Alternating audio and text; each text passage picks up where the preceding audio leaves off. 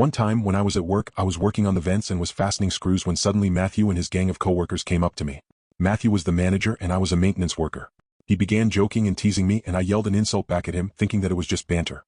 Matthew, enraged, then pulled away my tall ladder and I fell down a good 4 meters and broke my hip on the cold concrete outside of the office building. Matthew and his gang then threw all sorts of items as projectiles at me, but a metal water bottle collided with my skull, and I was knocked unconscious. I woke up 15 hours later in the hospital. The doctor said that he had found a notice nearby that Matthew had fired me from his business after he found me sleeping on the job whilst repairing vents, but I knew what had really happened. But at the time I cried and was very distraught because I had just lost my job and broken my hip. But then I smiled deviously after the doctor told me the news. Matthew's hired his sister Caroline to replace you, he said. Caroline didn't have any experience with maintenance, so after I recovered, I went home and opened my phone to see 99 plus missed calls from my ex-boss, Matthew.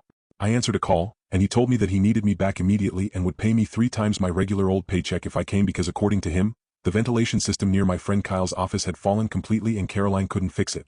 I replied with, "Don't bully a man who's vital to your building's work," and hung up. He tried calling me back angrily but then I got a message from Kyle. The whole building had collapsed and Kyle was one of the only survivors.